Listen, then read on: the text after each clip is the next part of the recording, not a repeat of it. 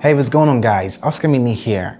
Now, Synology hooked me up with my first NAS, the DS220J, which I reviewed on this channel, link in the description below. And that started my newfound love for network attached storages NAS. You might want to check out that video for more information on NASes if you don't really understand the whole thing about a network attached storage, as this video assumes you already have an idea of what a network attached storage is all about. So in this video, I'm going to share with you guys my experience using the Synology DS920 Plus, and without taking much of your time, yo guys, let's get started.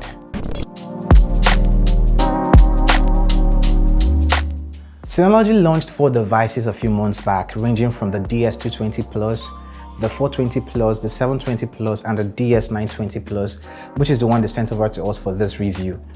Before I head into the specifics on how this thing performs, here are some items you can find within the box with the DS920 Plus.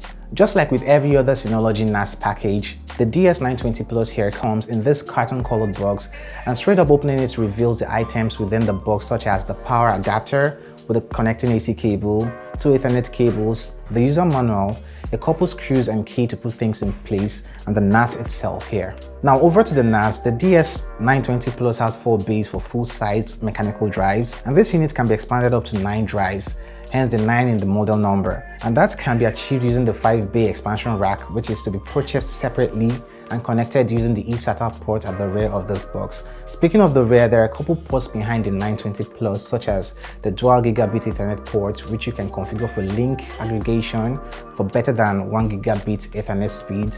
This other port with the red accents here, and below that is the power connector, and the other side has the USB 3.0 port to connect the external hard drives, thumb drives, and other storage options to this NAS. You can also see a dual fan configuration at the rear here to keep this unit cool.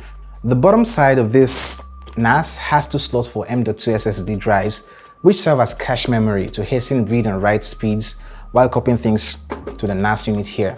Let's say you decide to copy stuff to this NAS. Here's what happens when you have an M.2 cache memory SSD installed. Data is quickly copied to the cache SSD, which is obviously faster to write to. And then in the background, this data copied to the SSD is then pushed over to the mechanical drives, which would normally have taken you a little longer time to directly write to these mechanical drives. Hence, this gives you an illusion that the NAS is faster than it actually is. The M.2 drives installed here can serve as the primary storage volume, as they can only perform the caching task on this NAS. The front side of this NAS, which is the part where the drives are installed here, has some LED indicators, 1 for the status, 4 for the 4 drives you're inserting into this NAS, and the other LED indicator is on the power button here, where you turn on this device. Also, you find a USB 3.0 ports to connect storage devices, probably to copy things into or out of this NAS. Now, these 4 bays here do not require any form of tool to open it up. All you gotta do is pull up this part from the bottom here, this also, attach your mechanical drives and get it back in as removed. It's quite simple.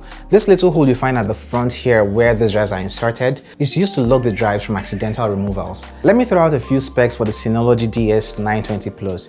You are getting a 4-bay NAS here, which is expandable to 9 bays, an onboard 4 GB of RAM, which you can also expand up to 8 gigs using the DDR4 RAM slot at the front here. You also have dual gigabit Ethernet port at the rear, which you can also configure for link aggregation. Intel Celeron J4125 processor, clocked at 2 GHz, and that's in a quad configuration. In terms of configuration, as far as the drives here, you can configure these drives to RAID 0, 1, 10, or even a custom RAID configuration called Synology Hybrid RAID, which is what I recommend when starting with a Synology NAS. I mean, that's the default you get out of the box when you turn on this thing for the first time. All this configuration and setting can be done from within the NAS's OS GUI, which you can only access or easily access in a browser with the IP your router assigns to this NAS on the network. Now, from within this, you can run packages. Packages are apps developed for specific purposes, which you can install on your NAS. Apps for things like media transcoding, virtualization, surveillance, and backups. Speaking of backups, those can easily be done over Wi-Fi or wired connection to this NAS, as long as this device is connected to the same network. Now, on both Android and iOS, the way I personally backup files from my Android device or iPhone is to install the app called DS File from the App Store and Play Store. It gives you access to the volumes on this NAS, and you can transfer files to and from your smartphone to this device. Now for PC, both Macs and Windows, it is easy to go into your network places, maybe from Finder or File Explorer on Windows, and copy between your NAS and your PC. I also found another app from the package manager called USB Copy that lets me schedule backups for specific drives.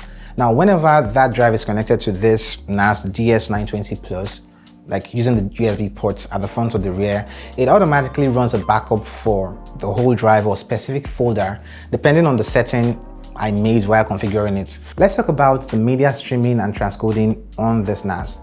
In my previous NAS unit, I used Plex Media Server to stream music and videos from the NAS, and you could notice there's occasional lags in that previous setup when a lot of devices were connected at the same time and streaming at the same time from that NAS. But with the Intel Celeron J412 processor here, things are practically different with the NAS. Now I also moved over to using Video Station, which is an alternative to Plex and built by Synology themselves. It pretty much retains the same user experience and is totally free with the DS Video app for Android and iOS, unlike the Plex app, which requires some form of payment or subscription for mobile devices. Streaming media from the DS920 Plus with multiple devices connected to it at the same time is unbelievably smooth, and this will serve a wide range of people's needs. Now we've covered backups and multimedia, I wanted to talk about having work collaborations with this NAS units, the DS920 Plus, but I think that should make a separate video. If you want to see such a video, do let me know in the comment section below. So what's my final verdict on this NAS, and who is the DS920 Plus meant for? If you're a small to medium-sized business who needs a file sharing and backup solution, or even a home user who needs a capable media transcoding box such as this is definitely more than enough for your needs and will breeze through those easily. If you want to run virtual machines on this, it pretty much will get the job up and running as long as you put some upgrades in place, such as upgrading the RAM from 4 to 8 gigs of RAM on this, and also maybe installing the M.2 SSD drives for cache memory here. The only aspect I personally would have needed something better would be the Ethernet port here. At least a 2.5 GBE was something I actually expected on this unit.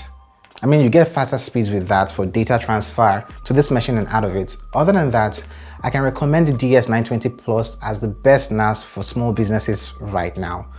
There you have it, my review on the Synology DS920 Plus. Do let me know your thoughts in the comment section below, what you'd like to know about this box for subsequent videos. Do not forget to like, share, and also subscribe to this channel. Other than that, it's goodbye, and I'm gonna catch you in the next one. Cuídate.